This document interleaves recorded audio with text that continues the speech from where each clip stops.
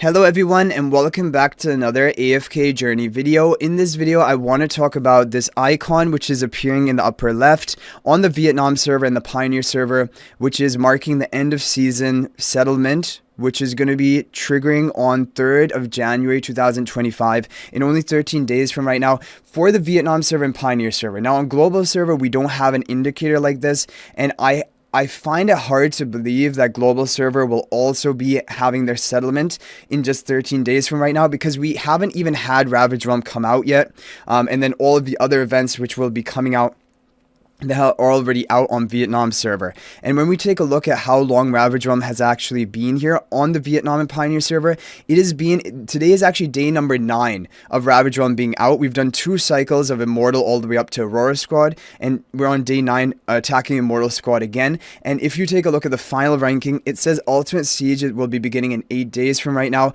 which means in total there's basically 16 days of the regular Ravaged Realm, and then usually 4 days of the Ultimate Siege, or maybe 4 to 5 days, but that is normally how it works.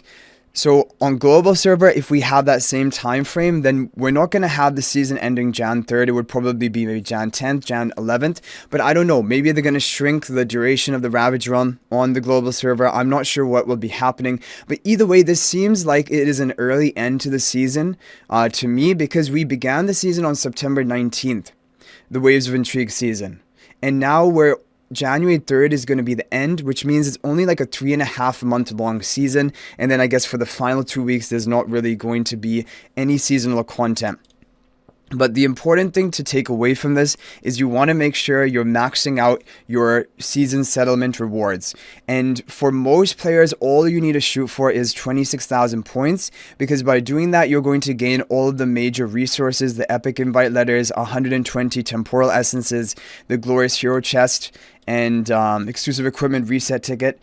Now, on top of this, if you go above 26,000 points, you're going to get very minor amount of diamonds and twilight essences. On this Pioneer server account, of course, is pretty crazy, because we have like maxed out magic charms, and so we're also going to be getting like a decent amount of diamonds and twilight essences, but really these are really minor and they need a lot of extra points in order to get them. But if you want to fully maximize your settlement rewards, then you should try to get as many magic charms as possible, because you can get up to, like here, 10,000 points. I didn't even know there was a cap, because when we looked at the actual calculation and how much magic charms we're going to be like basically providing, it didn't specify that. Oh, well, here now it's saying 10,000, but I think before there wasn't actually a cap to it. I'm not sure. Anyway, 10,000 is the maximum, but in order to get to 10,000, you're going to need a lot of different unique magic charms, and you get a high amount of points for having Mythic Plus charms. So really what you'll want to do is try to get all of the various different Mythic Plus charms for all of the different heroes, even if you're not actually using that set, if you want to try to get the highest points here. But really all you should be aiming for is 26,000 points, and anything on top of that is just whatever nice bonus, but it's kind of like a minor contribution, because really it's going to be more important that you craft and you sweep for charms which are going to help you in Ravage Realm to rank higher, than actually maybe like, for example, collecting more charms and getting a few extra diamonds and a few more twilight essences, which don't matter as much. Yeah, and I mean, you're going to gain the maximum rewards by getting to level 800 resonating level, which most people should, like, even if you've been playing somewhat actively over this season, getting your maximum season equipment, leveling it all up to level 800, and then getting all of your artifacts up to maximum level. So you just have to clear all of the different legend trials towers, and then you will be able to upgrade all of your artifacts to maximum, and that is going to give you another 6,500 points. So in total, just by doing all of that, you're going to almost complete the 26,000 points you need, and then on top of that, just try to get a good amount of Mythic and Mythic Plus magic charms on your heroes, and then you're pretty much sorted to get your maximum rewards. But of course, people who are like, I mean, the people who have been pushing all season long, they're looking for the highest amount of twilight essences. Then every other bit counts, like the resonance level. But I think you gain the most value from getting more and more charms up to this 10,000 points. Like, you can earn the most gains from the magic charms, because from the season resonance level you get a lot of it by getting up to resonating level 800, but then on top of that you're hardly gaining any additional points, but from the magic charms up until 10,000 you're gaining a lot, like the rate of gain is higher. Okay, so those are the key things to be focusing on. But like I mentioned, I do find it hard to believe that we're going to have even the global end of season in 13 days from right now, because there's so many events more for us to do. We haven't done the Winter Revelry. We have to do that. Ravaged Realm. They've already had it for, this is the 9th day on the Vietnam Pioneer servers, and we haven't even had a single day of it. And apparently they're going to have another 8 days and then go for the ultimate siege. Then we haven't had, like, for example, well, we're going to have these 2 additional relentless rumbles this week. We haven't had combat crucible.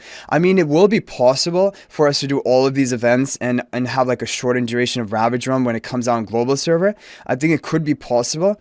There's also a fishing event going on. There's basically way too much going on, but we'll have to wait and see what it will actually entail. And what I'm curious about is that what will happen when the season ends. Will there be any more content? Will there be any more events? Or is it kind of like a waiting period until we move on to the next season? Because I guess there's not even going to be an AFK stage, right?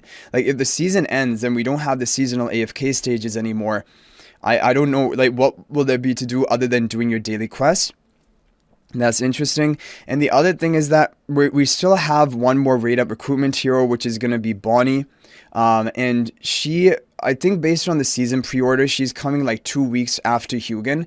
So Hugin has come out, wait, he's only been out for 1 day, technically on global server. So he will be coming, or Bonnie will be coming 2 weeks after that on the global server. And for the Vietnam Pioneer server should be coming 2 days before the release on the global server. So that will be that. And the other thing, I don't know, on the Pioneer server, are we going to have access to the next season content ahead of time? I have no idea about that, because there hasn't been any information on that. But maybe, probably either way, we're probably going to get like a sneak peek or some sort of look at the future upcoming season. Because if we're already ending, then the other thing I wonder is, as soon as we go to, like, for example, 19th January, are we moving into the next season?